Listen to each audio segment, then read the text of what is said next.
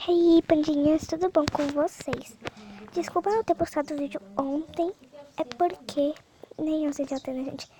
É porque eu tive que sair e fazer umas coisas, então por isso que não postei vídeo, mas prometo pra vocês que sempre estarei postando aqui no canal.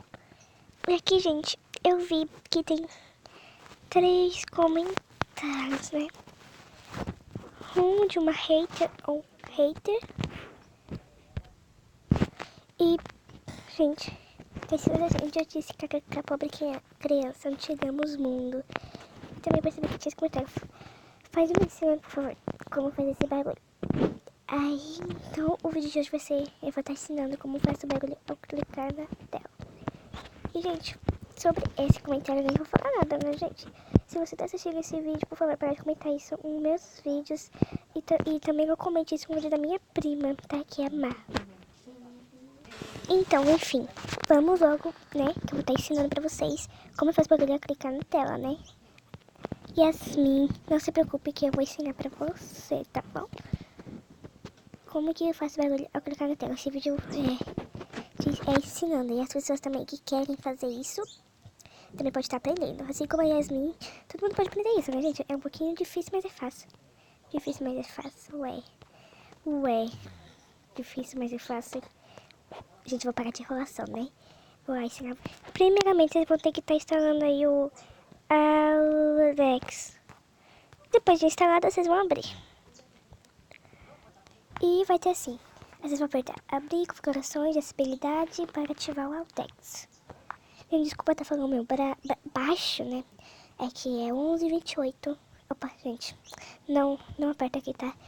Não aperta aqui, você tem que apertar aqui. Aqui, gente, apertem aqui. Eu apertei porque eu sou idiota. E talvez no celular de vocês, o Samsung vai estar embaixo, né? Que vai ser o celular. Mas o meu eu vou ter que clicar em acessibilidade. Ai, gente, foi mal, peraí. Aí vocês vão apertar aqui ao Dex. Aí vocês vão ligar, né? Aqui, aí vocês vão apertar em OK. Depois em definições. Vai chegar nessa tela, vocês vão fazer o quê? Vai ter um monte de coisa pra vocês clicar, mas vocês não clicam. Vocês vão clicar aqui, ó. Configuração de eventos e selecionar os eventos aos quais o Altex deve responder. Clicando aqui. Aqui, gente, vai estar tudo azul. Vocês vão tirar a maioria e só deixar esse aqui. Esses dois e esse. Depois vocês vão clicar aqui. E no Vex. Aí vai ter, né? Aí vocês escolhem um, né, gente? Eu uso a maioria das vezes o Inovex. Aí faz esse bagulhinho, gente.